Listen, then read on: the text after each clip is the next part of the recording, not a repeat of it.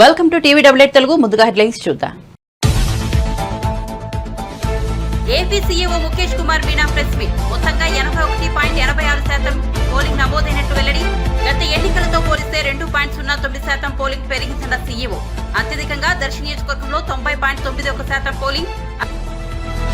అధికారంలో ఉన్నానని రేవంత్ రెడ్డి గుర్తించాలి. ఉద్యోగులను ముఖ్యమంత్రి నమ్మకపోతే ఎలా అన్న కేటీఆర్. ప్రభుత్వాన్ని నడపడం రేవంత్ రెడ్డికి చేతకాక ఉద్యోగులపై విమర్శలు చేస్తున్నారని వ్యాఖ్య. ఉద్యోగులను అవమానించడం రేవంత్ రెడ్డికి తగదన్న కేటీఆర్.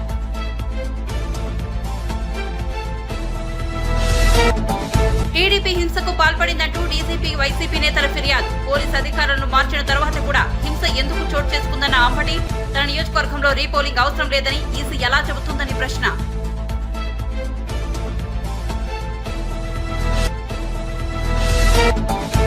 రేవంత్ రెడ్డి కాంగ్రెస్ నేతలు మాపై అబద్దాలు ప్రచారం చేస్తున్నారన్న కిషన్ రెడ్డి. లోక్సభ ఎన్నికలు రెఫరెండం అన్నారు. ఆయనకు వ్యతిరేకంగా వస్తే ఏం చేస్తారని ప్రశ్న. ఎన్నికల తర్వాత బీఆర్ఎస్ ఖతమవుతుందని వ్యాఖ్య. రేవంత్ రెడ్డి మాటలు కాంగ్రెస్ వాళ్ళు కూడా నమ్మలేదన్న కిషన్ రెడ్డి. ఇక వివరాల్లోకి వెళ్తే ఏపీ వ్యాప్తంగా పోలింగ్ భారీ స్థాయిలో నమోదైందని, అర్ధరాత్రి దాటిన తర్వాత కూడా పలు చోట్ల 2 గంటల వరకు పోలింగ్ కొనసాగినట్లు రాష్ట్ర ఎన్నికల ప్రధాన అధికారి ముఖేష్ కుమార్ మీనా తెలిపారు. ఈ నేపథ్యంలో సీఈఓ బుధవారం ప్రెస్ మీట్ నిర్వహించి పోలింగ్ వివరాలను వెల్లడించారు. 3,500 కేంద్రాల్లో సాయంత్రం 6 గంటలు దాటాక కూడా పోలింగ్ కొనసాగిందని చెప్పారు. ఆఖరి పోలింగ్ కేంద్రంలో రాత్రి 2 గంటల వరకు పోలింగ్ ముగిసినట్లు తెలిపారు. మొత్తంగా 81.86 పోలింగ్ నమోదైనట్లు స్పష్టం చేశారు. ఇందులో ఈవీఎంల ద్వారా 80.66%, పోస్టల్ బ్యాలెట్తో 1.2% నమోదైనట్లు తెలిపారు. గత ఎన్నికలతో పోలిస్తే 2.09% పోలింగ్ పెరిగిందన్నారు. 2014లో 78.41%, 2019లో 79.77% నమోదైందని తెలిపారు. ఇక ఈ ఎన్నికల్లో అత్యధికంగా దర్శి నియోజకవర్గంలో 90.91% పోలింగ్ నమోదైతే, అత్యల్పంగా తిరుపతిలో 63.32% నమోదైనట్లు తెలిపారు. అదే లోక్సభ స్థానాల్లో అత్యధికంగా ఒంగోలులో 87.06%, అత్యల్పంగా విశాఖలో 71.11% పోలింగ్ నమోదైనట్లు సీఈఓ వివరించారు. 25 లోక్సభ స్థానాలకు 454 మంది, 175 శాసనసభ నియోజకవర్గాలకు 2,387 మంది అభ్యర్థులు బరిలో ఉన్నారని పేర్కొన్నారు.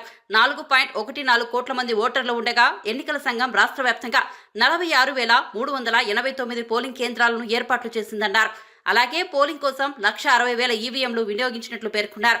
పలు చోట్ల హింసాత్మక ఘటనలు నెలకొన్నాయని, వాటిపై చర్యలు తీసుకుంటామన్నారు. ఆయా నియోజకవర్గాల్లో చెదురుముదురు ఘటనలు తప్ప ఓటింగ్ ప్రశాంతంగా ముగిసిందన్నారు. రీపోలింగ్ ఫిర్యాదులేవి రాలేదని స్పష్టం చేశారు. రాష్ట్ర వ్యాప్తంగా ఈవీఎంలని 350 స్ట్రాంగ్ రూముల్లో భద్రపరిచామన్నారు. ఎన్నికల్లో పాల్గొన్న సిబ్బందికి ఈ సందర్భంగా ప్రత్యేకంగా కృతజ్ఞతలు తెలియజేశారు. జూన్ 4వ తేదీన ఫలితాలు వెలువడతాయని సీఈఓ మీనా తెలిపారు.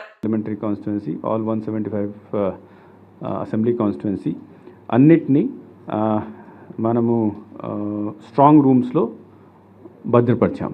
అంటే we have safely secured and close the strong rooms. మన రాష్ట్రంలో ఈ 33 లొకేషన్స్లో స్ట్రాంగ్ రూమ్స్ ఉన్నాయి. టోటల్ బికాజ్ 175 కాన్స్టిట్యుయెన్సీ అంటే 175 AC, 175 assembly segment. So 350 strong rooms ఉన్నాయి. So yesterday night we had sealed and we closed it. ఇది సీల్ చేసిన తర్వాత మళ్ళీ ఎంతమంది, because yesterday I told that total number కరెక్ట్గా మీ అందరికీ చెప్పడం జరుగుతుంది. కొద్దిగా డిలే అయింది బికాస్ ఏదో సమ్ టెక్నికల్ ప్రాబ్లమ్స్ వలన మనం పూర్తి అప్డేట్ చేయలేకపోయాను. That went up to the night.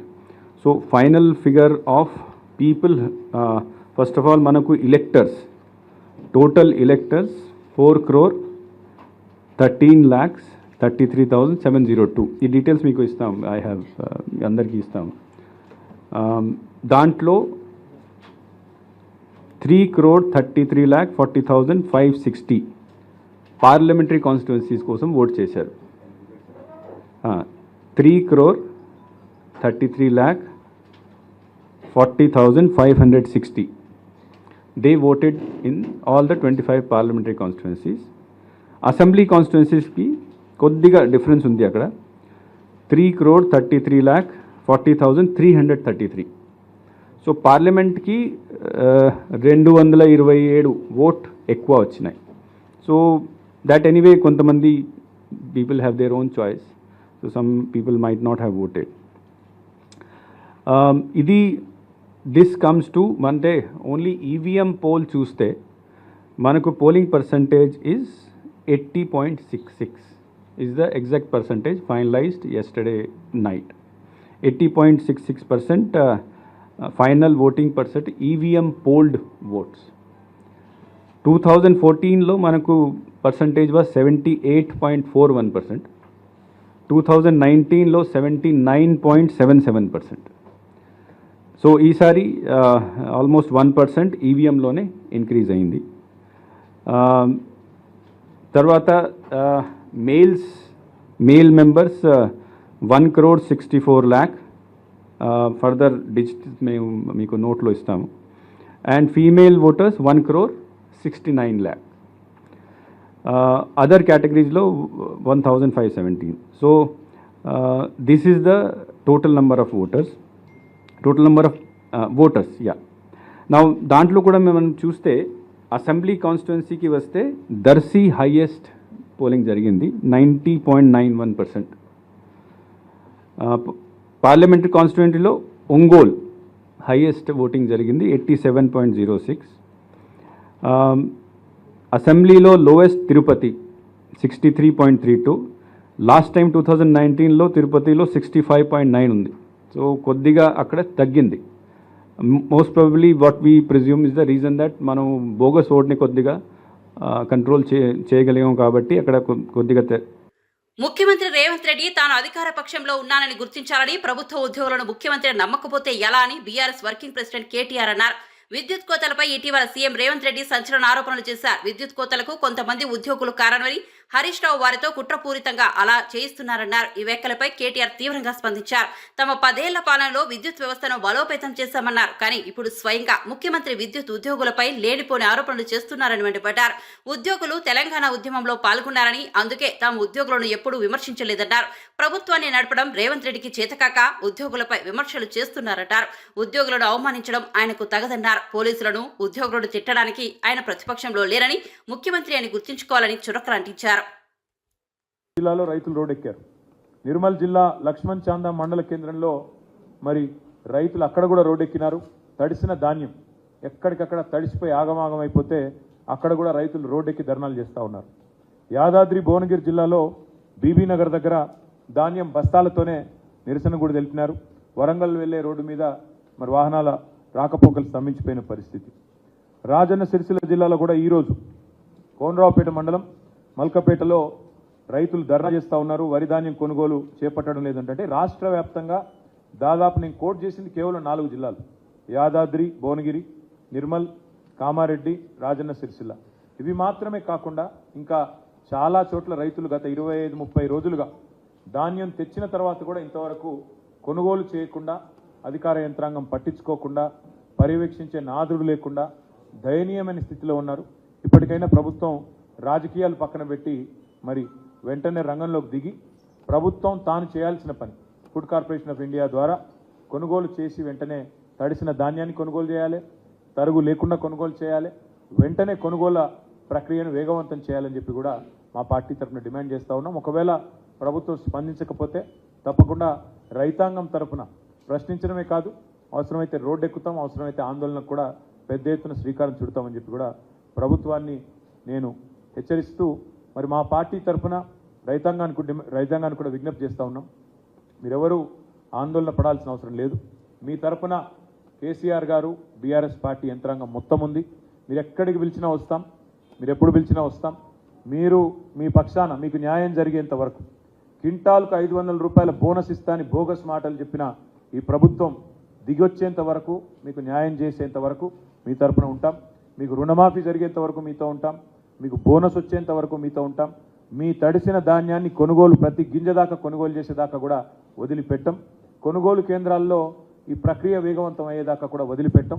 ప్రజల తరఫున, రైతుల తరఫున మేము మీ పక్షాన నిలబడి మాట్లాడుతూనే ఉంటామని చెప్పి కూడా విజ్ఞప్తి చేస్తూ, ఎవరు అధైర్యపడవద్దని, ఎవరు కూడా మరి ఆత్మస్థైర్యాన్ని కోల్పోవద్దని చెప్పి కూడా ఈ సందర్భంగా విజ్ఞప్తి చేస్తూ ఉన్నాం. పోలింగ్ సమయంలో టీడీపీ హింసాత్మక ఘటనలకు పాల్పడిందని డీజీపీకి వైసీపీ నేతలు అంబటి రాంబాబు, పేర్ని నాని, మేరుగ నాగార్జున ఫిర్యాదు చేశారు. అనంతరం డీజీపీ కార్యాలయం వద్ద మంత్రి అంబటి రాంబాబు మీడియాతో మాట్లాడుతూ పోలింగ్ బూత్ వద్ద టీడీపీ శ్రేణులు హింసాత్మక ఘటనలకు పాల్పడుతుంటే పోలీసులు అడ్డుకోలేదని చెప్పారు. ఎన్నికల విధులు నిర్వహించడంలో పోలీసులు విఫలమయ్యారని అన్నారు. కొంతమంది పోలీసులు టీడీపీకి అనుకూలంగా పనిచేశారని విమర్శించారు. కూటమి నేతల ఫిర్యాదుతో పోలీసు అధికారులకు ఈసీ మార్చిందని, అధికారులను మార్చిన తరువాత కూడా హింస ఎందుకు చోటు చేసుకుందని అంబటి ప్రశ్నించారు. వైసీపీ నేతలను హౌస్ అరెస్ట్ చేశారని, టీడీపీ నేతలు మాత్రం విచ్చలవిడిగా తిరిగారని విమర్శించారు. టీడీపీ బూత్ క్యాప్చరింగ్ చేసిందని, ఈవీఎంలపై దాడులకు పాల్పడిందని చెప్పారు. వైసీపీకి ఓట్లు ఎక్కువగా పడే చోట ఎక్కువ మంది పోలీసులను పెట్టారని, టీడీపీకి బలమైన గ్రామాల్లో తక్కువ పోలీసులను పెట్టారని చూపెట్టారు. అవగాహన లేని డీజీపీ, ఎస్పీలను పెట్టడం వల్లే హింస జరిగిందని అన్నారు. ముందు శంఖం ఊదినట్టు మేము చెప్తూనే ఉన్నాము, రిప్రజెంటేషన్ ఇస్తా ఉన్నాం, కానీ ఎక్కడా యాక్షన్ లేదు. ఆంధ్రప్రదేశ్లో పోలీస్ వ్యవస్థ అస్తావ్యస్తంగా ఉంది. ఎందుకంటే వ్యవస్థ మొత్తం పురంధరేశ్వరి చంద్రబాబు చేతుల్లో ఉంది. కేంద్ర ప్రభుత్వం అపాయింట్ చేసినటువంటి అబ్జర్వర్, అతను ఒక రిటైర్డ్ ఆఫీసర్ అట, ఆయన ఏది చంద్రబాబు పురంధరేశ్వరి చెప్తే అది చేయటం, ఎవరిని ట్రాన్స్ఫర్ చేయమంటే వాళ్ళని చేయటం. ఈ రాష్ట్రంలో ఇంత హింస ఏ ఎన్నికల్లోనూ జరగల. చివరికి మా నాయకుల్ని హౌస్ అరెస్ట్ చేస్తే వాళ్ళేమో మా అవతల వాళ్ళేమో క్యాంపెయిన్ చేసుకోవటం, మా మీద దాడులు చేస్తే మా వాళ్ళనేమో ఇన్సిడెంట్ అయిపోయిన తర్వాత తీసుకెళ్ళి అరెస్ట్ చేస్తాం. మా వాళ్ళు ఏదైనా చిన్న ఇన్సిడెంట్ దగ్గరకు వచ్చేసి మాకు అన్యాయం జరిగిందని చెప్తే 107 పెట్టాం. ఇలాంటి అకృత్యాలు ఈ రాష్ట్రంలో చేస్తూ ఉంటే పోలీసు వ్యవస్థ నిమ్మకి నీరెత్తినట్టు తెలుగుదేశం పార్టీకి వత్తాసు పలుకుతూ ఉంది. అందుకనే ఈరోజు ఉదయం డీజీపీ గారిని కలిసాం. ఈరోజు ఇప్పుడు మళ్ళీ ఎన్నికల కమిషన్కి వచ్చి చెప్తా ఉన్నాం. ఎందుకంటే ఆల్టర్నేటివ్ లేదు మాకు. కానీ ఆంధ్రప్రదేశ్లో చంద్రబాబు పురంధేశ్వరి చేతిలో కీలుబొమ్మలాగా ఎన్నికల కమిషన్ పోలీసు వ్యవస్థ నడుస్తూ ఉంది. ప్రజలు గమనించాలా. ప్రజాస్వామ్యం అపహాస్య చేస్తూ ఉన్నారు, రాజ్యాంగ వ్యవస్థ దుర్వినియోగం చేస్తూ ఉన్నారు. తక్షణమే విజ్ఞత కలిగినటువంటి పౌరులు ఈ రాష్ట్రంలో ఏం జరుగుతుందో గమనించమని, అలాగే ఇప్పటికైనా కళ్ళు తెరిచి ఆంధ్రప్రదేశ్లో పోలీసు వ్యవస్థ సక్రమంగా ఎక్కడా దాడులు, అఘాయిత్యాలు, అమానుషాలు జరగకుండా చూడాలని, అలాగే ఎన్నికల కమిషన్ కూడా త్వరగా రియాక్ట్ అయ్యి, ఇప్పుడే చూసాం కేంద్ర ప్రభుత్వం ఎక్కడికో ఇక్కడ డీజీపీ గారిని ఎన్నో చీఫ్ సెక్రటరీ గారు పిలిచారట. ఏది ఏమైనా త్వరితగతిని అల్లర్లు జరగకుండా చూడాలని మీ ద్వారా విన్నవించుకుంటా ఉన్నాం. వ్యవస్థలని మేనేజ్ చేయడంలో దిట్ట చంద్రబాబు నాయుడు. కేంద్రంతో అంటే బీజేపీతో పొత్తు పెట్టుకొని వ్యవస్థలను కొన్నిటిని మేనేజ్ చేసి ఈరోజు ఏదో కొన్ని ఎల్లో మీడియాల్లోనో కొన్ని ఛానల్స్లోనో కూటమి గెలవబోతా ఉందనేది ప్రచారం. మా వాళ్ళనందరినీ కూడా భయభ్రాంతులు చేయటం, కేసులు పెట్టించడం. ఈ పరిస్థితుల్లో ఒకటే చెప్తా ఉన్నాం, వైఎస్ఆర్ కాంగ్రెస్ పార్టీ శ్రేణులకని కూడా చెప్తా ఉన్నాం, జూన్ 4వ తారీఖున సంబరాలకు సిద్ధం కండి. జగన్మోహన్ రెడ్డి గారు మరలా బ్రహ్మాండమైన భారీ మెజార్టీతో గెలవబోతూ ఉన్నారు. ప్రజలందరూ కూడా one side war. SC, ST, BC, minority అగ్రవర్ణాల్లో ఉన్న పేదలందరూ కూడా ఒకతాటి మీదకి వచ్చారు. మొత్తం కూడా జగనన్నకి పట్టం కట్టబోతూ ఉన్నారు. ఈ పరిస్థితుల్లో జీర్ణించుకోలేని చంద్రబాబు నాయుడు, పవన్ కళ్యాణ్, బీజేపీ మైండ్ గేమ్తో ఎలక్షన్ కమిషన్ని, అదేవిధంగా పోలీసు వ్యవస్థని, ఆ వ్యవస్థలో ఉన్న కొంతమందిని వాడుకొని మా మీద దాడులు చేయటమే కాకుండా మా మీద కేసులు పెట్టించడం కూడా జరుగుతుంది. ఈ పరిస్థితుల్లో ఎక్కడా కూడా తగ్గేదే లేదు. ఎక్కడా కూడా మా పార్టీ లీడర్లు కానీ, నాయకులు కానీ, కార్యకర్తలు కానీ ధైర్యంగా ఉన్నారు. సంబరాలకు సిద్ధం కమ్మని చెప్పి మరొకసారి పిలుపునిస్తూ ఈరోజు చంద్రబాబు నాయుడు ఆఖరికి కుప్పంలో చంద్రగిరి అభ్యర్థి పులివర్తి నానిపై దాడిని చిత్తూరు జిల్లా తెలుగుదేశం నాయకులు తీవ్రంగా ఖండించారు. తిరుపతి సిమ్స్ లో చికిత్స పొందుతున్న నానిని వారు పరామర్శించారు. ఎన్నికల్లో ఓటమి భయంతోనే వైఎస్ఆర్సీపీ నాయకులు రాష్ట్ర వ్యాప్తంగా రాజకీయ హింసకు పాల్పడుతున్నారని పలమనేరు కూటమి అభ్యర్థి అమర్నాథ్ రెడ్డి ఆగ్రహం వ్యక్తం చేశారు. పోలీసులు, అధికార యంత్రాంగం వైఎస్ఆర్సీపీ మూకలను నియంత్రించకపోతే తెలుగుదేశం నాయకుల ప్రతిఘటనను ఎదుర్కోవాల్సి ఉంటుందని హెచ్చరించారు. ప్రశాంతంగా ఉండేటువంటి ప్రాంతం ఇక్కడ ఫ్రాక్షన్ రాజకీయాల్లాగా తీసుకొచ్చేటువంటి పరిస్థితి ఈరోజు వైఎస్ఆర్ ప్రభుత్వంలో నడుస్తూ ఉంది. పోలీస్ యంత్రాంగాన్ని కూడా మేము కోరుకుంటున్నాం, ఖచ్చితంగా పోలీసు కూడా సక్రమంగా సరైనటువంటి సమయంలో స్పందించడం లేదు. నిన్న జరిగినటువంటి దాడి సందర్భంగా నాని ఇప్పుడే లోపల మాట్లాడాడు. జరిగిన విషయాలన్నీ కూడా చెప్పడం కూడా జరిగింది. పోలీసుకు ఇన్ఫామ్ చేసినా కూడా సక్రమంగా సరైన టైంలో వాళ్ళు అలర్ట్ కాలేదు, రాలేదు అనే క్లియర్ కట్గా ఆయన చెప్పడం జరుగుతూ ఉంది. గత ప్రభుత్వంలోనే అక్కడ ఉన్నటువంటి డిఎస్పీనో సిఐనో వేశారు. వాళ్ళు పూర్తిగా ఎన్నికలు నిష్పక్షపాతంగా జరపడంలో కానీ, అదేవిధంగా అక్కడ ఏనాటి అల్లర్లు కూడా జరగకుండా శాంతియుతంగా ఎన్నికల ప్రక్రియ అయిపోయిన తర్వాత ఈ రకమైనటువంటి పందా జరగడం అనేది నిజంగా రాష్ట్ర ప్రజలందరూ కూడా గమనిస్తూ ఉన్నారు. ఇక్కడే కాదు, నిన్న అన్ని నియోజకవర్గాల్లోనూ ఇదే రకమైనటువంటి పందా. పలమనేరు నియోజకవర్గంలో అయితే రాత్రి ఎన్నికలైన తర్వాత కొడితే ఇప్పుడు రోయా హాస్పిటల్లో ఇంటెన్సివ్ కేర్లో తీసుకొచ్చి పెట్టారు. అంటే ఒకటి కాదు, అన్ని నియోజకవర్గాల్లో పొంగునూరులో చూస్తే అక్కడ ఒక రకం, తిరుపతిలో చంద్రగిరిలో చూస్తే ఇక్కడ ఒక రకం, ప్రశాంతంగా ఉండే కుప్పం పలమనేరులో కూడా ఇటువంటి రాజకీయాలు తీసుకొస్తూ ఉంటే జగన్మోహన్ రెడ్డి విధానాలు ఆ యొక్క పార్టీకి సంబంధించినటువంటి నాయకులు ఏ రకమైనటువంటి ఆలోచన ధోరణి ఉందో మరి అర్థం చేసుకోవాల్సినటువంటి పరిస్థితి ఉంది. దీన్ని పూర్తిగా కూడా ఖండిస్తున్నాం. మేము మళ్ళీ కూడా పోలీసు ఎవరైతే తెలుగుదేశం పార్టీ నాయకులు ఉన్నారో వాళ్ళందరినీ తీసుకొచ్చి ముందస్తుగా బైండ్ ఓవర్ చేసి స్టేషన్లో కూర్చోబెడుతున్నారు. ఎందుకు కూర్చోబెడుతున్నారో అర్థం కావడంలే. అంటే ఒక భయానకమైనటువంటి వాతావరణాన్ని ఎన్నికలు అయిపోయిన తర్వాత కూడా సృష్టించేటువంటి ప్రయత్నం చేస్తూ ఉంటే ఎక్కడికి వెళ్తున్నారో అని అడుగుతూ ఉన్నా. ఎవరి నాయకుల్ని మీరు ఇబ్బంది పెట్టద్దండి. మేమెవ్వరం కూడా ఎప్పుడూ ఎన్నికల్లో హింసకు తావు లేకుండా చేసినటువంటి సందర్భం ఉంది. ఈరోజు మా నాయకులందరినీ తీసుకెళ్ళి మీరు స్టేషన్లో పెట్టి బెదిరించే కార్యక్రమం చేస్తే ఎంతమాత్రం సబబుని అడుగుతా ఉన్నా. అదేవిధంగా ఈరోజు వైఎస్ఆర్ కాంగ్రెస్ పార్టీ నాయకులు మొత్తం కూడా దాడికి పాల్పడినటువంటి వాళ్ళు, దాన్ని వెనక ఉండే వాళ్ళందరినీ కూడా ఇమ్మీడియట్గా అరెస్ట్ చేయండి. ఆ ఇద్దరు ముగ్గురిని తీసుకొచ్చి లోపల పెట్టడం కాదు, నిజంగా ఆ దాడికి వెనక ఎవరైతే మొత్తం చేశారో దాన్ని ఇమీడియట్గా కంట్రోల్ చేస్తే కానీ ఇవన్నీ కూడా బయటకు రావు.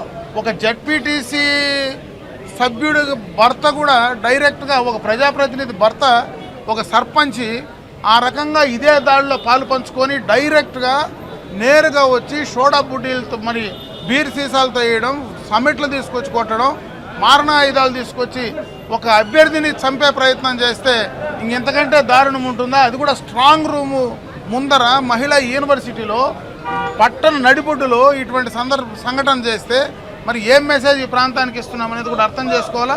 దీనికి మొత్తం కూడా యంత్రాంగం ఇమ్మీడియట్గా అప్రమత్తం కావాలా. ఇమ్మీడియట్గా అటువంటి సంఘ వ్యతిరేక విద్రోహులను ఇమ్మీడియట్గా అరెస్ట్ చేసి వాళ్ళని లోపల పెట్టాలి. అంతేగాని తెలుగుదేశం ఆంధ్రప్రదేశ్లో ఎన్డీఏ కూటమి 130కి పైగా సీట్లలో విజయం సాధించబోతోందని టీడీపీ నేత బుద్ధా వెంకన్న అన్నారు. విజయవాడలోని తెలుగుదేశం కార్యాలయంలో కూటమి నేతలతో ఆయన ప్రత్యేక సమావేశం నిర్వహించారు. ఎన్నికల్లో జగన్ను ఓడించేందుకు వివిధ ప్రాంతాల నుంచి ప్రజలు తండోపతండోలుగా తరలివచ్చారన్నారు. చంద్రబాబు 4వ ముఖ్యమంత్రి కావడం ఖాయమని బుద్ధా వెంకన్న ధీమా వ్యక్తం చేశారు. ఆంధ్రప్రదేశ్లో ఈ ఎంసీబీపీ మహాకూటమి 130 సీట్లు పైగా గెలవబోతుంది. 2014లో తెలుగుదేశం పార్టీ 104 సీట్లు వస్తే దాన్ని కూడా క్రాక్ చేయబోతుంది.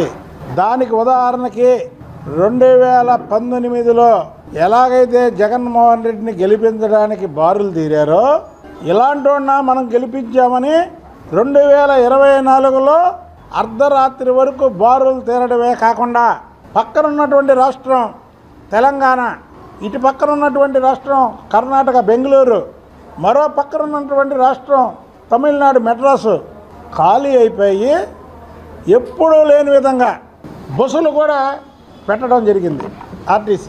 అంటే ఇదంతా కూడా జగన్మోహన్ రెడ్డి మీద ప్రజలకు ఉన్నటువంటి కక్ష. ఏ రోజైతే 151 సీట్లు ప్రజలు జగన్మోహన్ రెడ్డికి ఇచ్చారో దాన్ని సద్వినియోగం చేసుకోకుండా దుర్వినియోగం చేసుకున్నాడు. కాబట్టికి ప్రతి ఒక్కరు కూడా ఈ రాష్ట్రానికి చంద్రబాబు నాయుడు గారి సేవలు అవసరమా అని ప్రతి ఒక్కరూ వచ్చి ఓటు వేశారు. ఎన్నికల కమిషన్ ఇచ్చింది. 2019లో ఆంధ్రప్రదేశ్లో 79% పోలైంది. ఇవాళ 80%, 80+, 6% పోలైంది. అంటే జగన్మోహన్ రెడ్డి మీద వ్యతిరేక ఓట్లు పనిగట్టుకొని పొద్దు నుంచి ఎప్పుడూ లేరు. 5-6 గంటలు లైన్లో నుంచున్నారు. జగన్మోహన్ రెడ్డిని ఓడించారు. చంద్రబాబు నాయుడు గారు 4వసారి ముఖ్యమంత్రిగా ప్రమాణ స్వీకారం చేస్తున్నారు. అది కూడా ఈసారి అమరావతిలో చేస్తారు. అమరావతి రాజధాని రైతులు ఏదైతే ఎప్పటి నుంచో నిరాహార దీక్షలు చేస్తుంటే వాళ్ళని ఒక అవహేళనగా చేశాడు. కాబట్టి జగన్మోహన్ రెడ్డి అమరావతిలో చంద్రబాబు నాయుడు గారి 4వసారి ప్రమాణ స్వీకారం. ఆంధ్రప్రదేశ్ చరిత్రలో 4వసారి, తెలుగు వాళ్ళ చరిత్రలో 4 సార్లు ముఖ్యమంత్రిగా ప్రమాణ స్వీకారం చేయబోయే నాయకుడు చంద్రబాబు నాయుడు గారే. ఇంకో సంగతి ఏంటంటే 130 పైన సీట్లలో బొత్స సత్యనారాయణ కూడా ఓడిపోతున్నాడు. వాళ్ళ భార్య బొత్స ఝాన్సీ కూడా ఓడిపోతుంది ఎంపీగా. చెప్పండి, బొత్స గారు ప్రమాణ స్వీకారం డేట్ చెప్పారు కదా. బొత్స సత్యనారాయణ ఓడిపోతే, వాళ్ళ భార్య ఓడిపోతే రాజకీయాల నుంచి తప్పుకుంటానని చెప్పనండి. పశ్చిమలో 40,000 మెజార్టీతో గెలుతున్నాడు. 20,000 పైన మెజార్టీతో సుజనా చౌదరి గారు గెలుతున్నాడు. ఆంధ్రప్రదేశ్ లో పోలింగ్ సరళి చూస్తే 5 ఏళ్ల పాలనకు ప్రజలు బ్రహ్మరథం పట్టారని అర్థమవుతోందని రాష్ట్ర ప్రభుత్వ సలహాదారు సజ్జల రామకృష్ణారెడ్డి అన్నారు. ప్రజల కోసం సీఎం జగన్ పాటుపడ్డారని, వాళ్ళ ఆశీస్సులే ఇచ్చారని పేర్కొన్నారు. ప్రజల కోసం జగన్ నిలబడితే ఆయన కోసం ప్రజలు నిలబడ్డారని తెలిపారు. ముఖ్యంగా మహిళలు, వృద్ధులు మరింత బలంగా మద్దతు ఇచ్చారనిపిస్తోందని చెప్పారు. గతంలో ఎప్పుడూ లేని విధంగా ప్రభుత్వ సానుకూలత కనిపించిందన్నారు. చంద్రబాబు అంచనాలు ఏమైనా ఉండొచ్చని తెలిపారు. ఓటింగ్లో ఎక్కువగా పాల్గొన్నది మహిళలకు, వృద్ధులు, పేద వర్గాల వారని, ఈ వర్గాలు ఎవరితో ఉన్నాయో అందరికీ తెలుసునని వ్యాఖ్యానించారు. రిజర్వేషన్ల పేరుతో ముఖ్యమంత్రి రేవంత్ రెడ్డి, కాంగ్రెస్ నేతలు తమపై అబద్దాలు ప్రచారం చేశారని, అయినప్పటికీ ప్రజలు తమను విశ్వసించారని బీజేపీ తెలంగాణ రాష్ట్ర అధ్యక్షుడు కేంద్ర మంత్రి కిషన్ రెడ్డి అన్నారు. లోక్సభ ఎన్నికలు రెఫరెండం అని రేవంత్ రెడ్డి అన్నారని, ఆయనకు వ్యతిరేకంగా వస్తే ఏం చేస్తారో చెప్పాలని నిలదీశారు. ఈ ఎన్నికల తర్వాత బీఆర్ఎస్ పూర్తిగా కనుమరుగవుతుందని జోషిం చెప్పారు. తెలంగాణలో బీజేపీకి బ్రహ్మాండమైన ఫలితాలు రాబోతున్నాయన్నారు. డబుల్ డిపాజిట్లు సీట్లు సాధిస్తామని ధీమా వ్యక్తం చేశారు. రేవంత్ రెడ్డి మాటలు నమ్మకపోవడం వల్ల చాలా మంది కాంగ్రెస్ వాళ్ళు కూడా బీజేపీకి అనుకూలంగా ఓటు వేశారన్నారు. మజ్లిస్ పార్టీ వ్యవహరించిన తీరు కూడా బీజేపీకి అనుకూలంగా మారిందన్నారు. తెలంగాణలో బీఆర్ఎస్, కాంగ్రెస్ పార్టీకి ప్రత్యామ్నాయంగా బీజేపీ అవతరించిందన్నారు. ఎన్నడూ లేని విధంగా ఎన్నికలకు ముందు అనేక రకాల తప్పుడు ప్రచారం చేసేటువంటి ప్రయత్నం ఇటు కాంగ్రెస్ పార్టీ, అటు బీఆర్ఎస్ పార్టీ ఇద్దరు చేశారు. అది రాజ్యాంగం విషయంలో కావచ్చు, రిజర్వేషన్ల విషయంలో కావచ్చు, మోడీ గారి మీద వ్యక్తిగతంగా విమర్శించడం కావచ్చు. తెలంగాణ ప్రజలు పూర్తిగా దానికి వ్యతిరేకంగా ప్రతిస్పందించారు.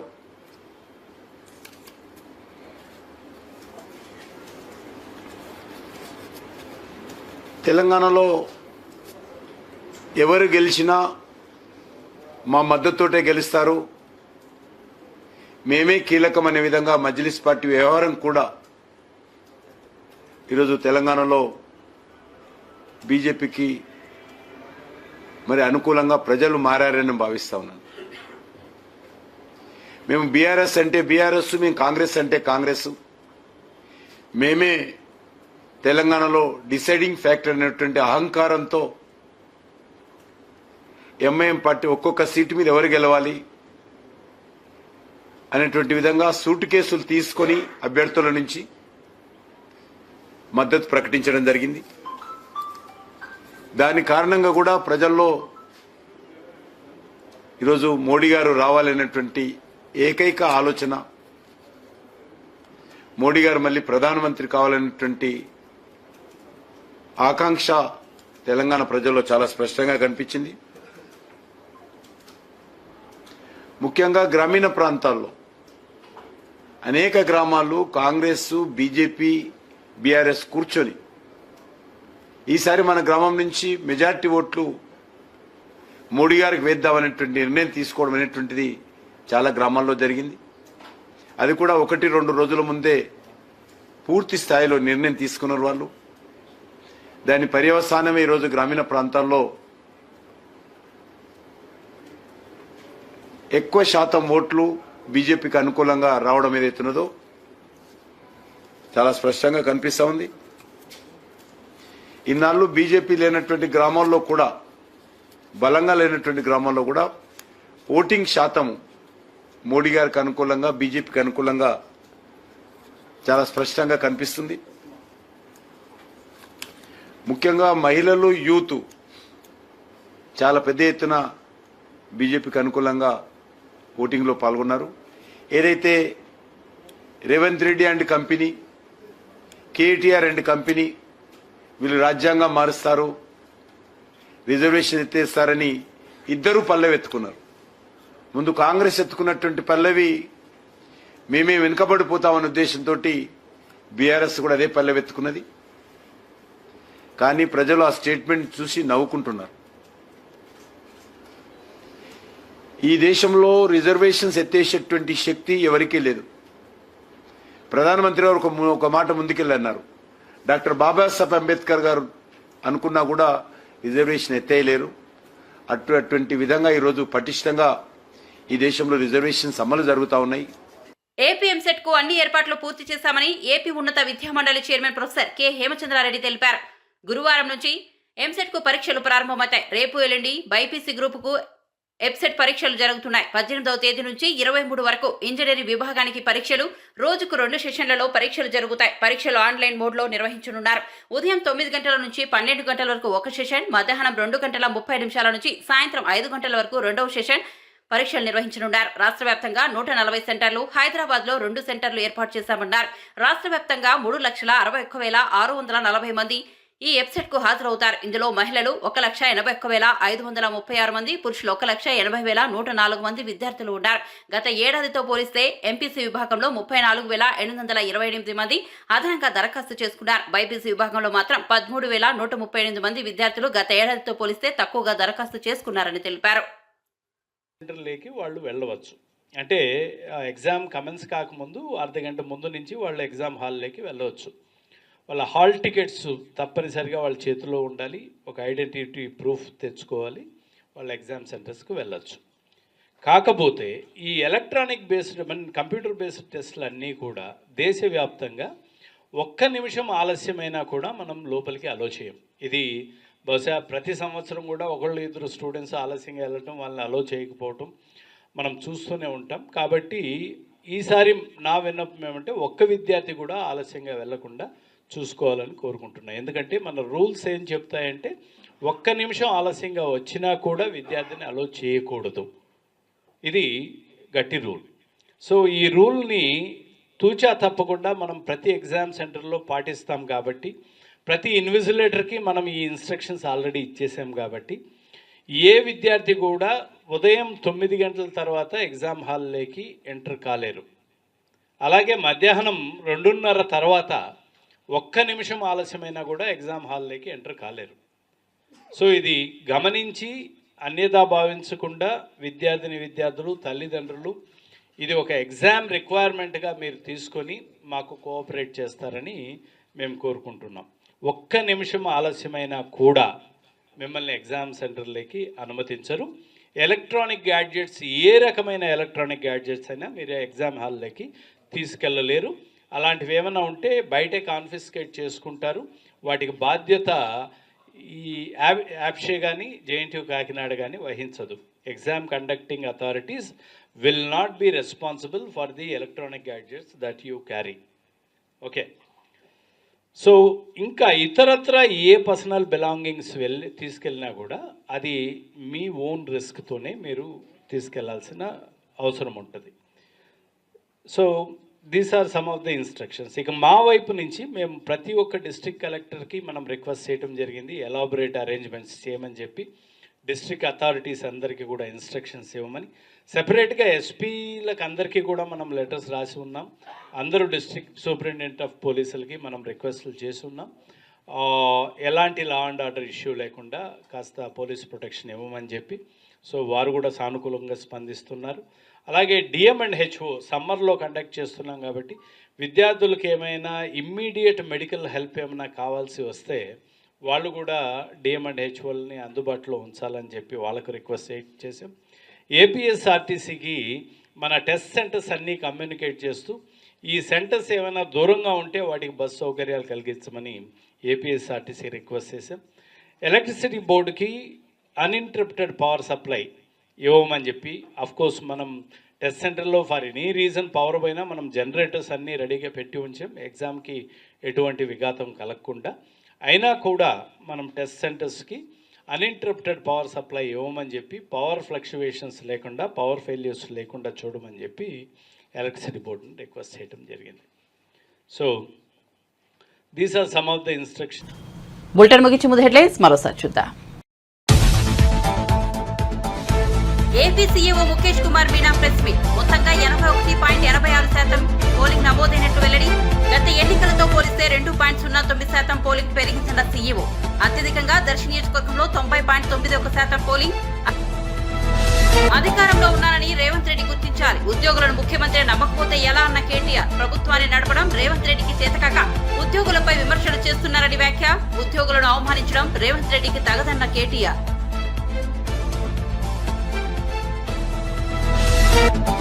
టీడీపీ హింసకు పాల్పడిందంటూ డీజీపీ వైసీపీ నేతల ఫిర్యాదు. పోలీసు అధికారులను మార్చిన తర్వాత కూడా హింస ఎందుకు చోటు చేసుకుందన్న అంబటి. తన నియోజకవర్గంలో రీపోలింగ్ అవసరం లేదని ఈసీ ఎలా చెబుతుందని ప్రశ్న.